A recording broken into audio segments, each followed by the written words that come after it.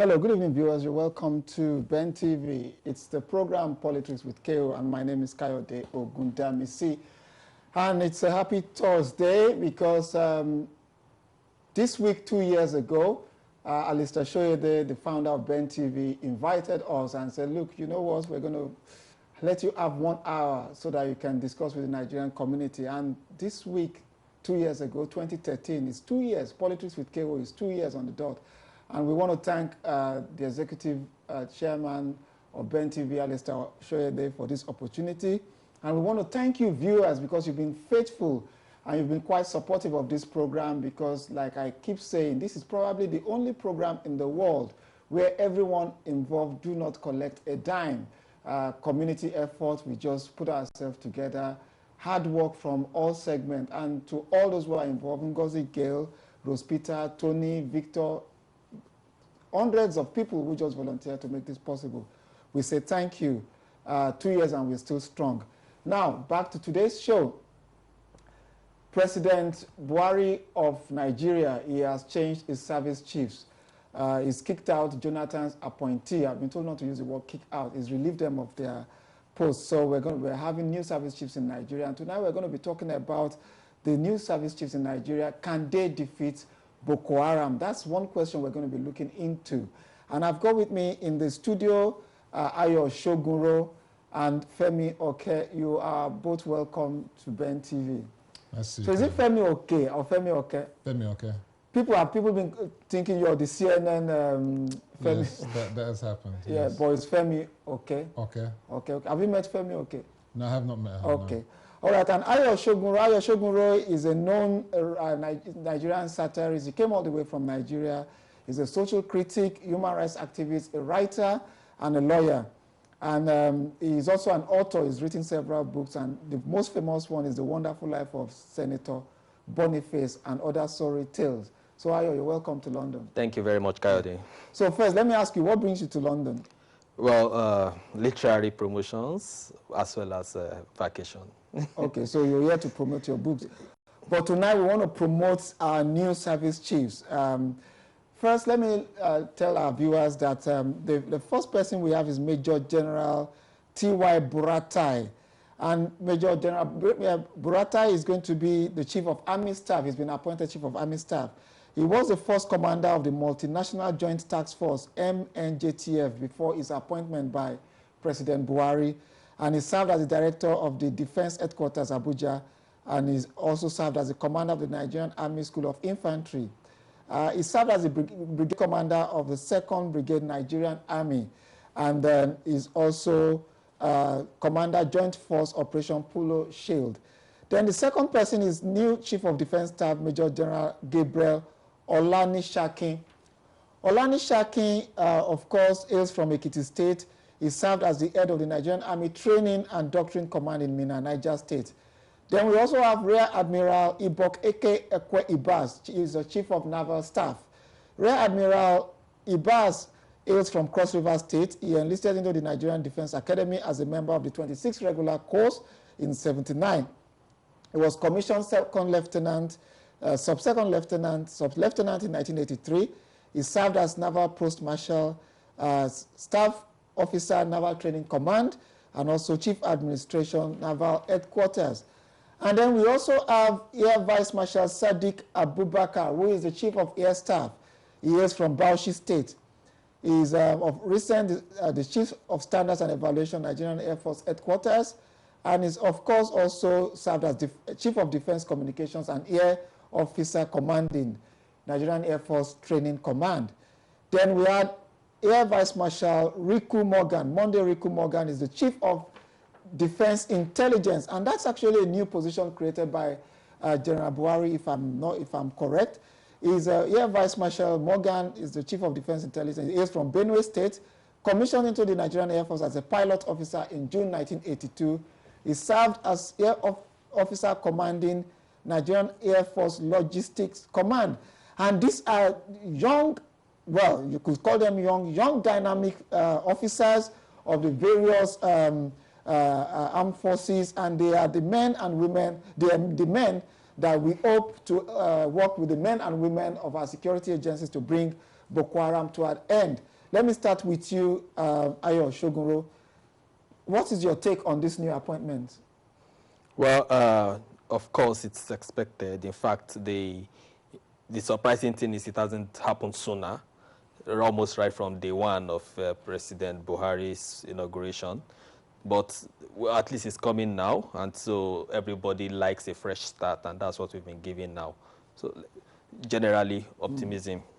So you think is a month too late? Yes, it's a month too late. These are things which I would have expected the president to have itemized in his to-do list even before swearing in. So do you agree, Femi? Do you think it's too late, it's never too late, or it's just something that should happen at the right time?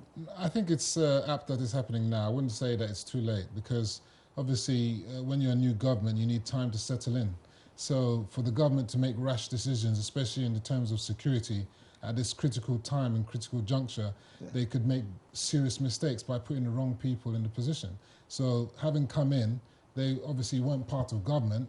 They won't know all the officers, so they would have to really spend, they spent good time in finding these particular candidates. And I think with the experience of Buhari, you know, being from the military background, he's really gone, you know, deep into finding these people. Okay, Femi, Ayo, you know what? The president said when he was meeting with this new service chief, he said, look, I don't know any one of you.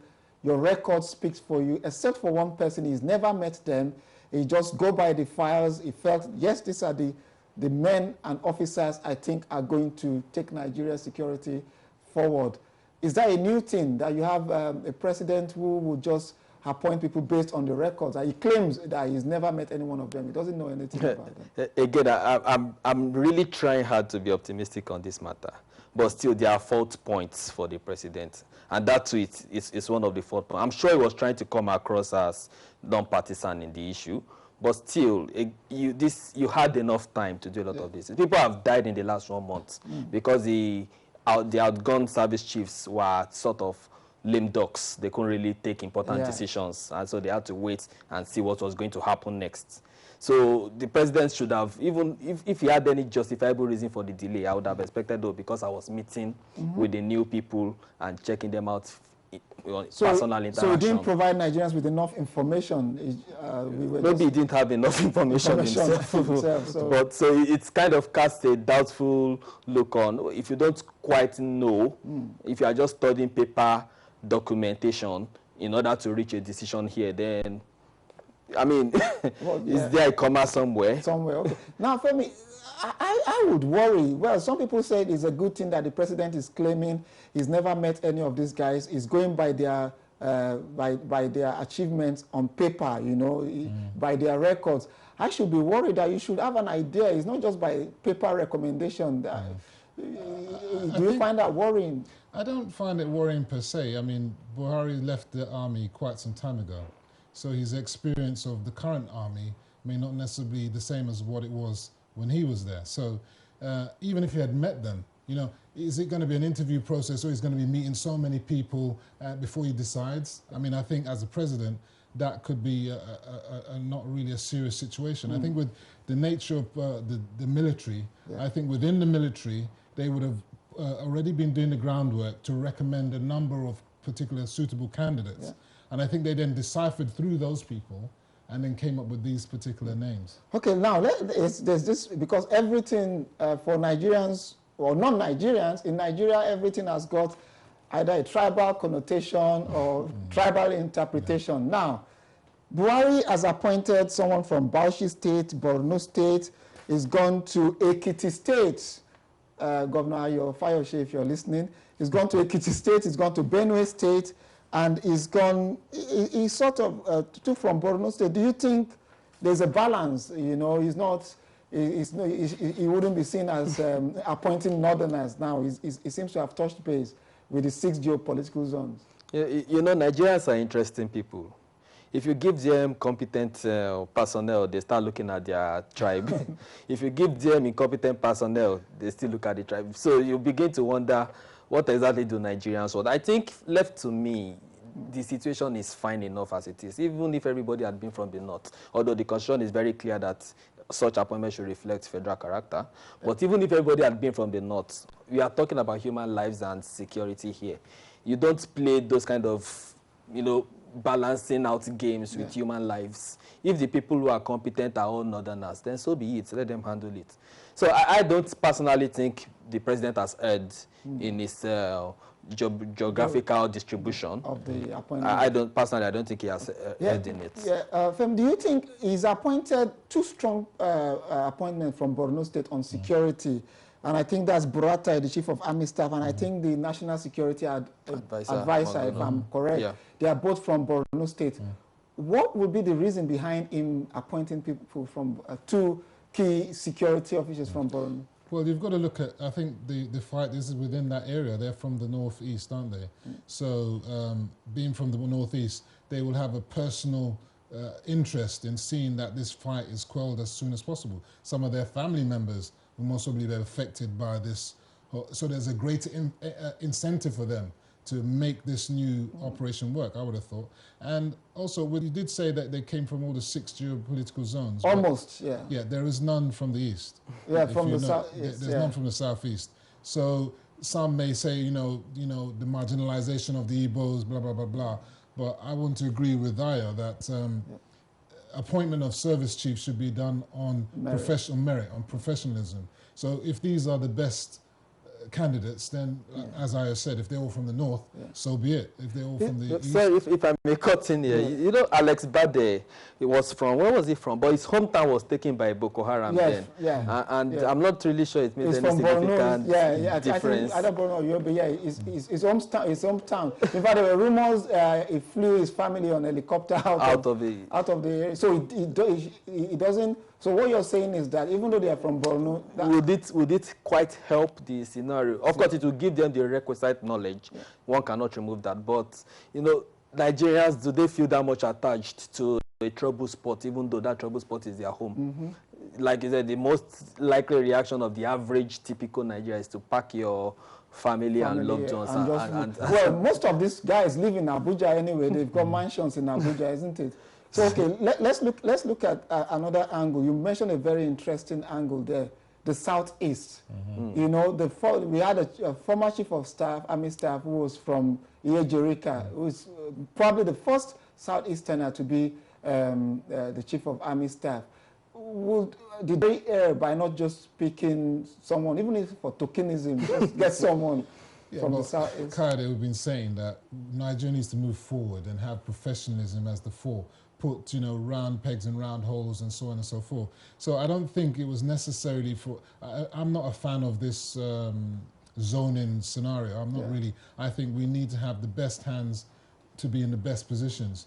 And if he's from the southeast, then great. I think in the 60s and early parts of Niger's formation, most of the senior officers were from the southeast and the south, But since then, there's been a lot of rejigging, so it's quite evenly balanced. Okay, let's move away from that, and now let me ask you, Ayo, the critical question: can these new service chiefs defeat Boko Haram? How will they be different, in your view, from the former service chiefs? What should they do differently? Well, there is a fundamental issue here, and I'm glad that the president also appointed a new chief of defense intelligence. Because for a long time we've been throwing brute force at Boko Haram. And Boko Haram is a terrorist organization, not a standing army. You have to deal with them on an intelligence level first before you now throw the force at them. Before you start landing troops on the ground, you need to know what you are going there to meet with. And that's really about intelligence. So I think the first key issue should focus on what is the new chief of NDI going to be doing, and how is he going to be doing it? Is it the type of person who is going to be able to provide the relevant information to the other service arms? Because what is absent is the lack of information. Yes, if it's about the army alone, Nigeria has always demonstrated its power. I mean, the mere numbers alone can overwhelm. And that's what we've been using for the last 50 years since the 60s when the army was set up. But that intelligence has been a lacking factor. And now we have a new director of military intelligence. So now, the way I understand it, we have the national, what's it called? National Intelligence Agency, NIA, so NIA. Yeah. So all those ones do is carry bags at the airport, at the international. I see them. No, I'm not. Viewers, I'm not lying. Nigeria's National Intelligence Agency, all they do, go to airports across the world, is to carry bags for politicians. Nigerian embassy can testify to that. Okay, so we have the SSS, yes. Department those of ones are megads for politicians, really. And then we have the military intelligence. I think what's the name for the military? I think it's defense intelligence. So this is institutional. So those are where I think the real work has to start. They have to be upgraded from bag carriers and bodyguards of politicians. So people are actually doing intelligence work. Okay, so they should be doing information gathering and whatever. If it's about the army alone, buy a few armored tanks, buy a few aircraft, and the Boko Haram can be flushed out. And we have that. Okay, Femi, aside from appointing the security chiefs, which is what President Buhari has done now, we still have army low morale, not enough equipment. Boko Haram is on the rise. There's been more killings in the first 32 days of Buhari's government than in the last 32 days of Jonathan's administration. That is a serious indictment that something is wrong somewhere, don't you think? You can say that, but it could be a welcome card from Boko Haram to let them know that we're still here. We haven't disappeared. The thing is, it also puts a myth to those in the opposition now who were sort of making the observation or assuming that Boko Haram was a APC Hydra monster and that once they get into power, Boko Haram will be quiet. So clearly there's something amiss there. It's not necessarily an APC monster.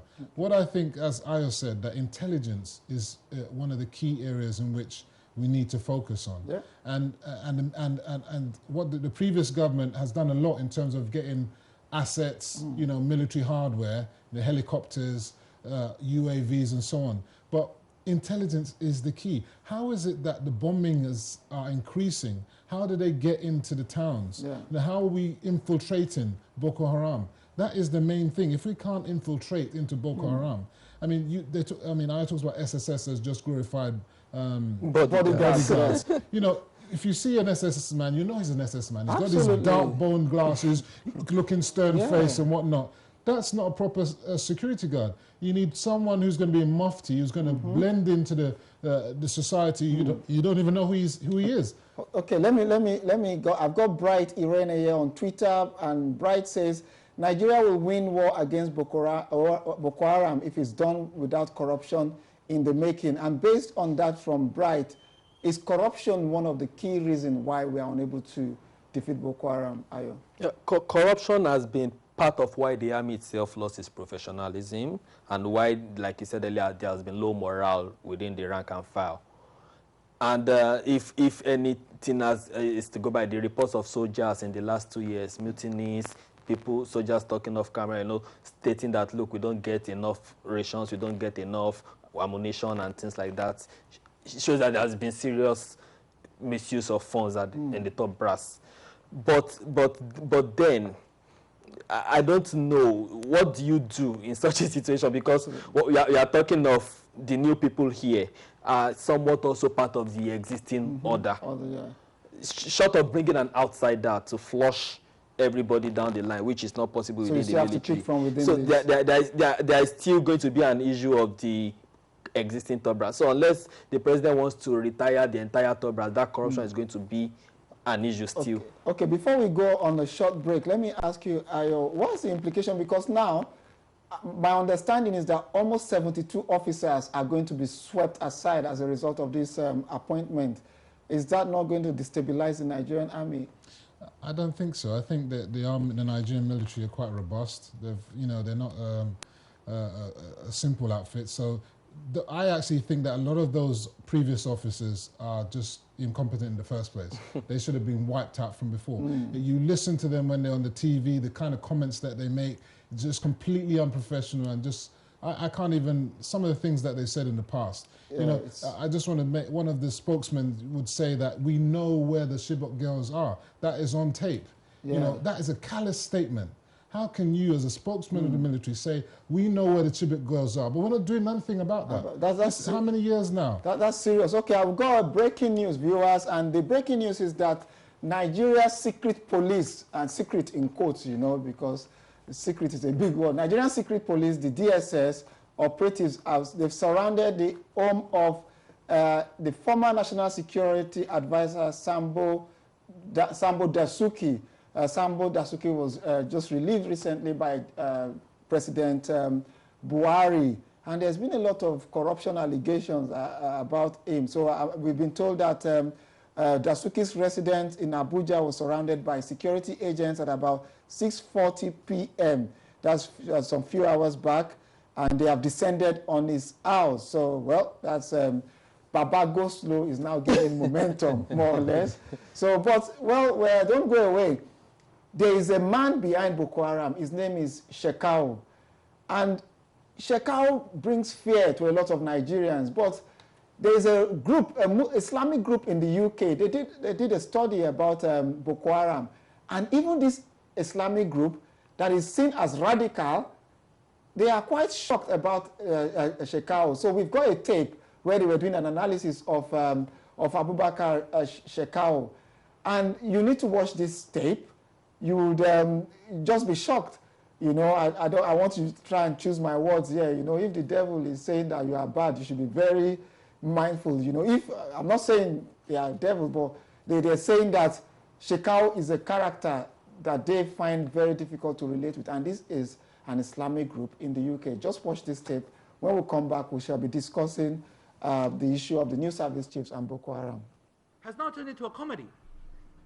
Was a very they kidnapped 270 girls, yani, and wallah, they think it's a game. They go into villages and they kill people like it's a computer game, and they're proud about it.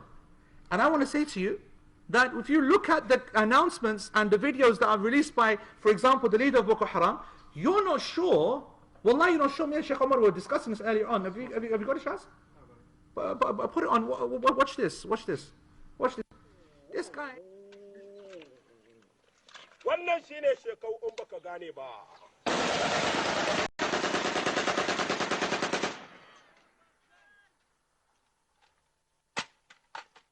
Shekau. Wannan shine.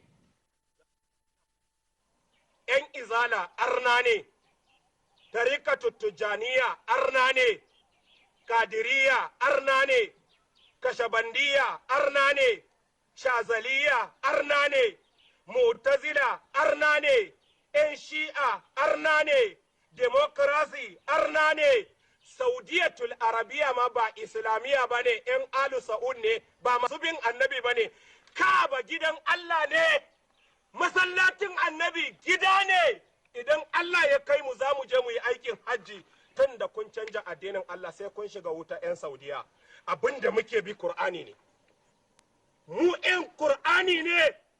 Mu 'yan sunna ne, ba yabon ku muke so ba, ai ba sai kun ce mana mu mutanen kirki ba ne za mu zama mutanen kirki, ai me neman yabon mutane ba makaryaci ne, arna ne, arna ne, arna ne, za mu kashe, za mu rike bayi, za mu sayar, za mu sayar,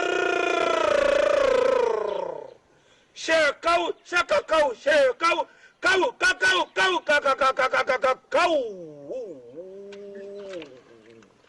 Wannan shine Shekau in baka gane ba.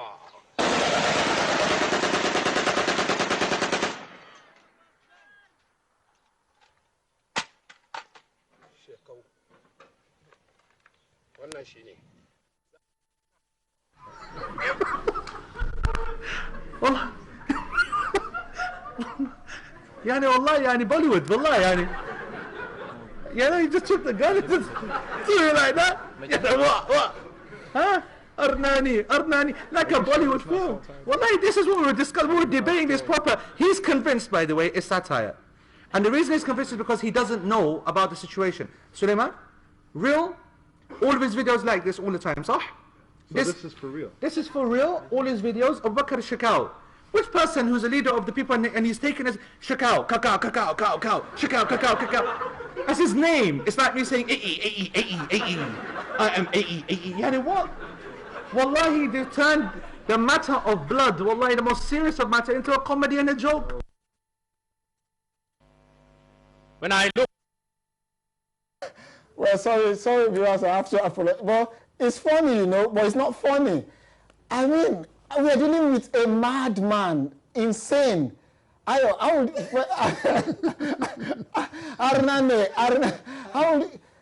don't know how to react to that. I mean, this is the kind of person, you don't send out more tanks after someone like this. You send an insider, someone to infiltrate him, lure him out. Because this is somebody that is psychologically deficient, you know, but at the same time, is an animal, is a wild animal. So that's where the whole point of intelligence comes in. Not every time armor tank or bombs. Sometimes it's just careful planning, and you get this man in no time. Do you think this guy is on drugs? Like, is permanently, you know, on white substance? Because that does not look like a normal human being. And this person has got our girls, kidnapped more people. They've taken territory. How can such an insane person, you know, override the Federal Republic of Nigeria? It could well be on drugs. You know, the Trans-Saharan highway going from Libya, coming through to Mali and whatnot, is renowned for hashish and all that kind of stuff. Yeah. So they could be trading in that. They're trading in people, you know, taking them as slaves, taking them over to Europe. You know, there's a lot going on out there right now. A lot of weapons, a lot of things. The financing of these people. And as I said, unless we infiltrate them, and that's the only way, through intelligence, you know, that is the only way that we can quell this menace, which is Boko Haram. Okay, I want viewers, the phone lines are now open, so you can call in, and we're going to take a call. I think we've got a caller at the moment. Hello, good evening, caller. Please tell me your name and where you're calling from. Okay, my name is Ojo. Okay, Ojo, where are you calling from? I'm calling from London. All right, go ahead, Ojo. Okay, to say that President Buhari came in with a lot of goodwill would be stating the obvious. Yeah.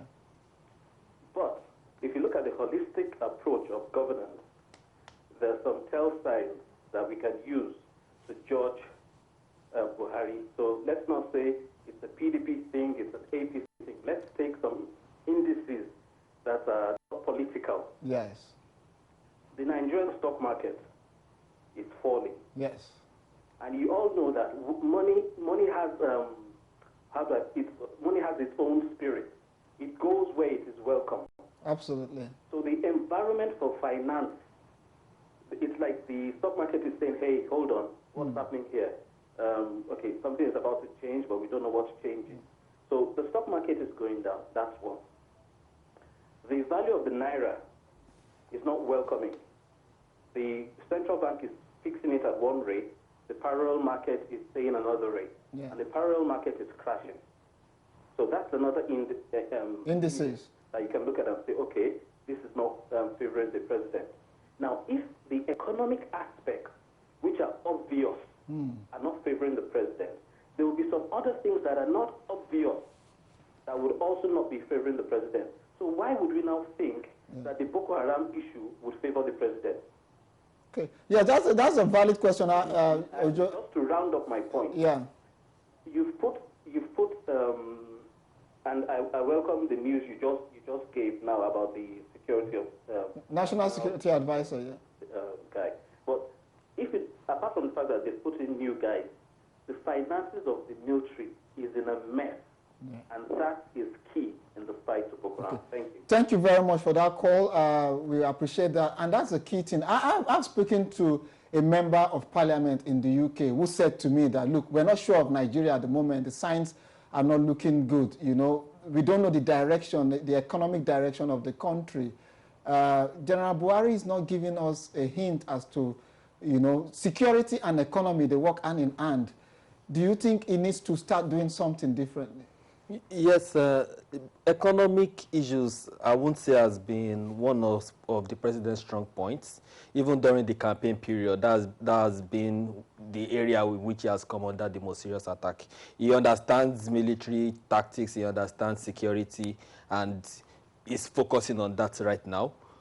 But again, to be candid, security is really Nigeria's #1 issue right now. The economy is also important. But I mean, in the absence of a safe environment, what economy are you talking about? So there's the way in which it's going to resolve the security issue that will allow the economic aspects to also get some. But the truth is, whether that will happen or not, is still going to depend on how quick he is to handle certain. All right, before I go to Femi, we've got another caller on the line. Good evening, caller. Please tell me your name and where you're calling from. Yeah, my name is Ade, calling from Birmingham. All right, go ahead, Ade. Yeah, what I agree with your guys, the guest. Yeah. We really need intelligent gathering. You see, we have them in Nigeria. It's unfortunate. It is ridiculous what is happening, to be honest. You see, it's laughable. In the police, we have FBI. In the Air Force, we have intelligence. Yeah. In Nigeria, we have GMI. In Navy, we have intelligence. Yeah. This our intelligence will come together on one umbrella and go and infiltrate this guy. The only way we can get this guy is through intelligence. You see what happened with Saddam, what is his name? talking about the guy? Qaeda. Yeah, Qaeda leader, yeah. Osama bin Laden. It took America 10 years when they used guns, rain, missiles, and whatever. It took intelligence for them to get him at last. It was intelligent. You see where he was hiding near a military intelligence in Pakistan. It was intelligent that they used to get him. Look at what is happening in UK here. Look at the MFI. Look at the way they are dismantling the threats of terrorism.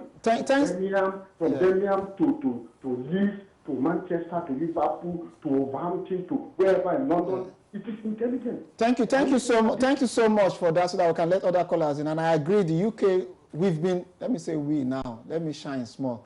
We've been doing fantastic jobs in the UK of keeping the UK safe, and there's been a lot of intelligence gathering by the security agents here. And the caller was quite frank. Yeah. But when you talk about intelligence, you're not talking about just the military, the community. Yeah. I mean, the thing is, intelligence, you need a comprehensive intelligence framework here now. You've got a situation where, look at the chap that, I mean, even just in America, they killed the people in the church, but within moments, they've got video of him, you understand? They were able to catch him in another state, he couldn't get away. But you haven't got power. You understand? So you don't have CCTV in Nigeria. You have things like automatic number plate recognition. So people are coming in from either state or whatever, you can start tracking vehicles. So there's a lot of things that are just amiss in Nigeria, and it's going to take a lot of infrastructure. It's going to take a lot of time. If you want to know my honest opinion, I think in the next 2 years, Boko Haram is not, it's going to take at least 2 years do you agree with that Boko Haram. That it's going to take as long as 2 years? Well, there are other factors to in play. For instance, Boko Haram's own self-sustainability, how they manage their own funds and other things, which could help, you know, increase our own playing field a bit. So that may help our chances, not by our own efforts, but by the fact that Boko Haram will run out of steam one way or the other. But do we believe that madman is still alive? I mean, you can't use madman on national TV. Come on, Coyote. But you also be betraying people if you don't call a madman a madman. Clearly he's a madman. If you look at that video.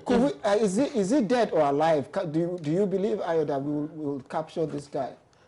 You see, that's why it's difficult to make statements, because we don't even have sufficient information on anything. I've heard so many conspiracy theories about Shekau. You don't even know what to believe anymore. And that's the fundamental problem with our military and intelligence setup, because the government itself doesn't even know what exactly it is dealing with. Where is this person? What is he? So if the government doesn't know, how will I also guru? No. Before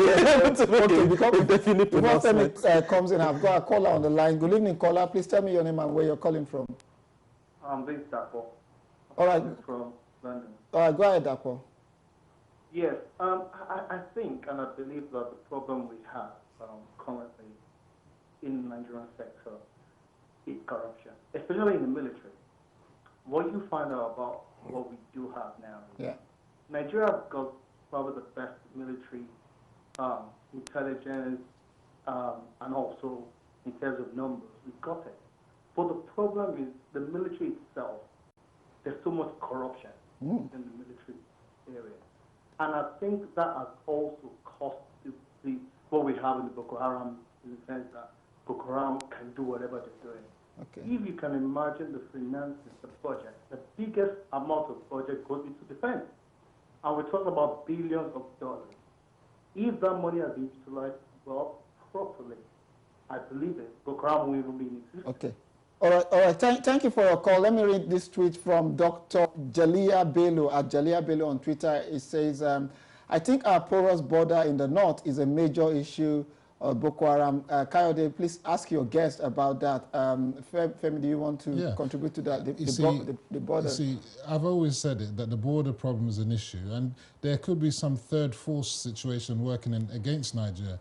You've got to, you see... Yeah, when you say third force situation... There could be another hand behind like this. Like the Americans wanting to divide us, the conspiracy theorists... It could be the French, it could be whoever. But there's something going on. And also you find that in areas where there's minerals, who knows what minerals is up in that Nasarawa area, that there's always problems where there are minerals. So there could be issues about that they don't want that place to settle so that those mineral resources can be organized properly. I think that the border is definitely porous, and I think there's a view that weapons are coming in from Libya, filtering through Chad into Nigeria. So whilst Libya is in turmoil, that mess up is spreading all throughout West Africa and the Sahel region. Yeah, Femi made a very important point. There's a video I want our viewers to see, but before we take that video, that's a very important point, and people have made suggestions that, look, there are minerals being discovered along this Chad, Cameroon border, and this might be a tough one. There was even allegations that some of the countries bordering Nigeria could be supplying Boko Haram with arms to destabilize Nigeria. But now they're taking the battle to them. What do you think? Well, we have the new MJNTF, the multinational joint task force. So it's a bit difficult to imagine neighboring countries, well, fighting against themselves in that regard.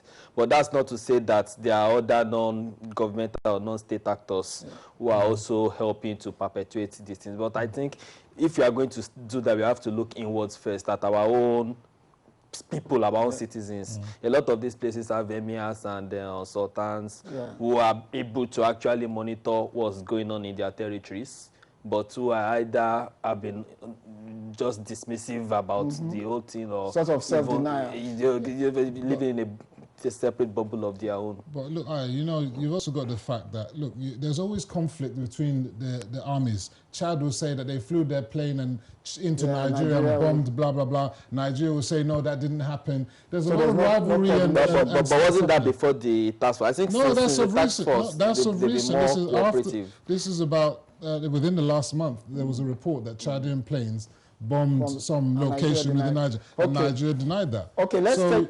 I think that francophone, anglophone issue is a problem. Let me take this caller, and then when we take this call, well, let me leave this juicy information until after the phone call. Hello, good evening, caller. Please tell me your name and where you're calling from. Good evening, Kayode. This is Chooks calling. Oh, Chooks. God bless you, Chooks. When you, I've been praying that you call. Please, we want you in the studio because you contribute so much on this program. And then we want to talk about Radio Biafra. So, and you're going to be one of our resource person. So go ahead, Chooks. Okay, maybe you can take my number. Don't worry, my producer will get that from you. Go ahead, please. I want to talk about the porosity of Nigerian border.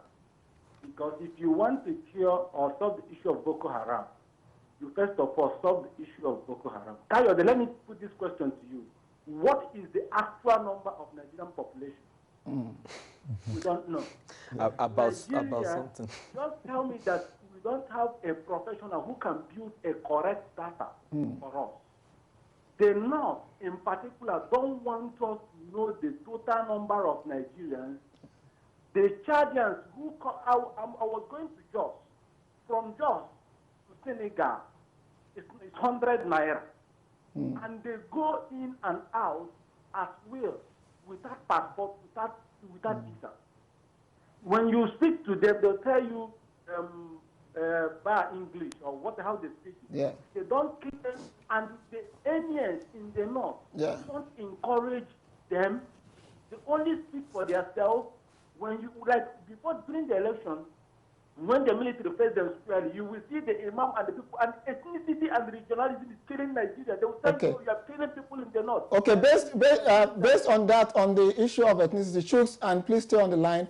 I hope you are aware that we now have Radio Biafra. And we listen. No, I'm asking. Biafra will stand. Okay, fantastic. Okay, that's good. If you want to Radio Biafra, if you want to close it, close BBC. BBC House. Okay, all right. So I'm always glad to have you. So Radio Biafra, there's an opportunity, and that brings me to the next video. To our viewers, there is a phenomenon that is shaking the world. It's called Radio Biafra, and I encourage people, Nigerians from across the world, they need to listen to Radio Biafra. If you listen to that radio station, you would want our Igbo brothers and sisters, not every one of them, to actually have a country of their own, because if it is going by what is coming out of Radio Biafra, that, man, it's going to be the birth of a great nation. But let me ask what is wrong with Africa. The next, our next caller would have to hold on, because I want our viewers to see the next tape, which is a message to Africans. What is wrong with Africa? Just watch this, and when we come back, we'll continue with our conversation. Many times I ask myself, what would happen if Mwalimu were to rise up and see what is happening? Many times I ask myself, what would happen if Kwame Nkrumah and Patrice Emery Lumumba were to rise up and see what is happening? Because what they would be confronted with is an Africa where the Democratic Republic of Congo is unsettled. There is a war going on there, but it is not on the front pages of our newspapers, because we don't even control our newspapers and the media. As I speak to you, the Central African Republic is at war, but we talk of it only mutedly. As I speak to you now, in South Sudan, the youngest nation in Africa, the Nuer have risen against the Dinka. As I speak to you now, Eritrea is unsettled. As I speak to you now, there is an ease in Egypt as there is an ease in Libya. In Niger, it is no better. In Senegal, in the Casamance, is no better. In Somalia, is no better. Africa is at war with herself. This is what they would be confronted with. They would be confronted with an Africa which statisticians and romantic economists say is growing, but which in truth is stagnated. That is the Africa that they would be confronted with. They would be confronted with an African which, as Professor Mlama intimated in our presentation here, is an African which is suffering from schizophrenia. He does not know herself. They would be confronted with an African whose young men and women have no interest and no love for their continent.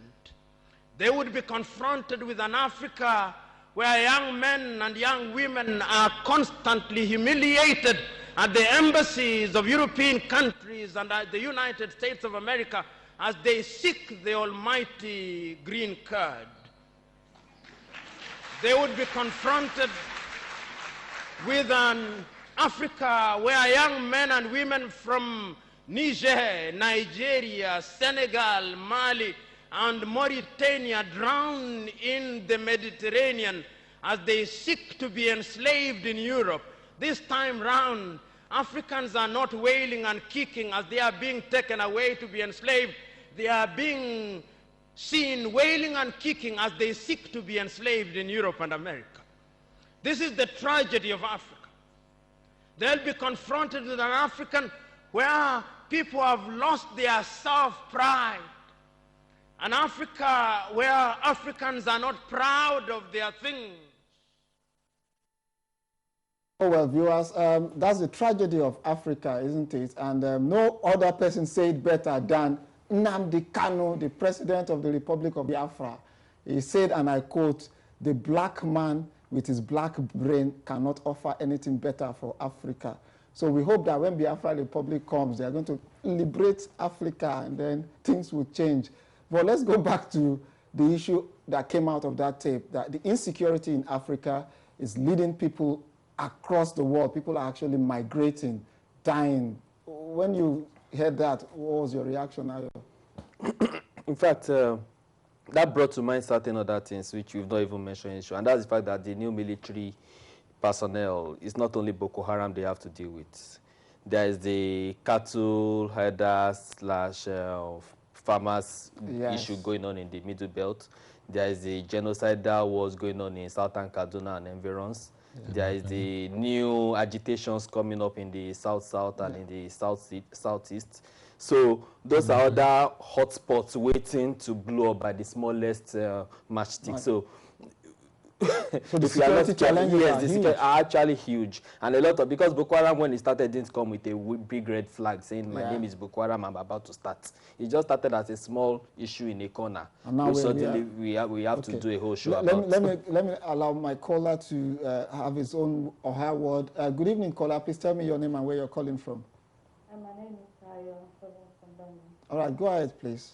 Yeah, before I start, I know the president is going to America, and we know what happened when he came to England with the embarrassment and all that. Yeah. Well, this time that he's going to America, what has Nigeria done to be able to help him and understand how people behave and how things is being done, because to save Nigeria from another embarrassment.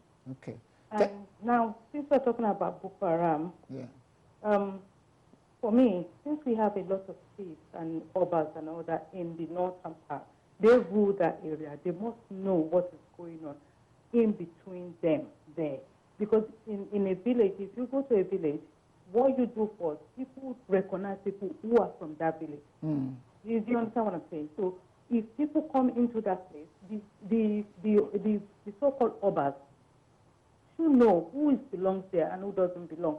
And when is Nigerian soldiers going to start doing house-to-house search? Because the way they're killing Nigeria, it's really embarrassing. Okay. All right. Thank you, Ayo. Thank you so much for that call. And that, well, in all fairness, there has been a lot of emirs and Islamic scholars that have been killed. Absolutely. So, and we have civilian JTFs. Absolutely. So yeah, it's the whole thing is quite complex. It's not an easy situation. But as the lady was saying, you know, the economy of Nigeria, I think Buhari is going to America. The US, it's a great thing, but I'm personally saddened at the fact that Obama has got like 17 months to go and hasn't seen it fit to turn up in Nigeria, the largest economy, the largest population, the main place in Africa. I think that's a travesty. And I hope that when Buhari goes to America, that he's inviting Obama to come back within a short while to visit Nigeria before he leaves that office. Ayo, do you agree? Do you agree with that assertion? What will Obama's visit to Nigeria? First and foremost, I'm not even sure why Buhari has to visit Obama in the first place. He really has pressing matters at home to attend to. Okay. If Obama wants to see him, Obama too can come to Nigeria, really. But I don't want to be sent out of the UK prematurely. so let me. But the truth is, we've been seeking too much help from the West. We need to start really looking back inside, especially now we have a new administration. Okay, Femi, quickly, your last word. Yeah, I think that the war against Boko Haram will be more stronger now that we've had the service chiefs, and we hope that they can quell it, and they need the cooperation of the people, like the last caller said, for intelligence gathering so that we can end that war. Okay, let me take this caller because my producer won't forgive me if I don't do this. Good evening, caller. Please tell me your name. Good evening. I'm calling from Birmingham. Okay, go ahead, please. And tell me, what's your name, sir? My name is Harram. All right, we're running out of time. Quickly, please. Okay, please, just briefly. Yeah. The issue of this, you mentioned about Biafra and Nigeria Delta, all this. It's good to block them, to sort out the problem before they rise. Okay. Because if they rise up, it will be more deadly than Boko Haram. Because those people fight injustice. So this is what I need to contribute there. They should listen to them and sort out the problem. Prevention is better than cure. Yeah. Thank you. Okay, thank you so much. Now, I know my producer is trying to rush me. will you be taking a visa to the new Biafra, or you will remain part of Nigeria? Well, in the words of the great Professor Wole Soyinka, that it's just more convenient if we stay as Nigeria. I don't want to be running around applying to see your friend in the East. Okay. But we need to rework what Nigeria is. Okay, I want to thank you both, Femi and Ayo. It's been a great show. Thank you, viewers. We've come sadly to the end of today's show, but we're going to be here next Thursday, and we're going to be having conversations around Nigeria. But let me say this, I must say this, so when it comes to Biafra, you are going nowhere. We are all in this together. There's nobody that is going anywhere. Because when I said we should have a Oduduwa Republic under Obasanjo, Una lock me up. So we must solve it, because the poor man in Sokoto and the poor man in Ogwemeri and the poor man in Mbise and the one in Otueke and the one in Lagos, they have one thing in common. They are starving. They want food. When they want to split Nigeria's cake, there is no tribe there. Atiku will recognize Tinubu, and they will pick somebody in Onitsha among their ruling elite, maybe Atoeze, and they will share Nigeria. So we got to stay together strongly. I strongly believe that we must have a confederation. We must have decentralized power from Abuja. The constituent units should have more power. But if you want to break Nigeria, whether you bring Radio Biafra or Radio Yoruba, you would have to pass through moi. Good night. God bless you. I'll see you next Thursday when we bring another hot edition of Politics with KO. Thank you.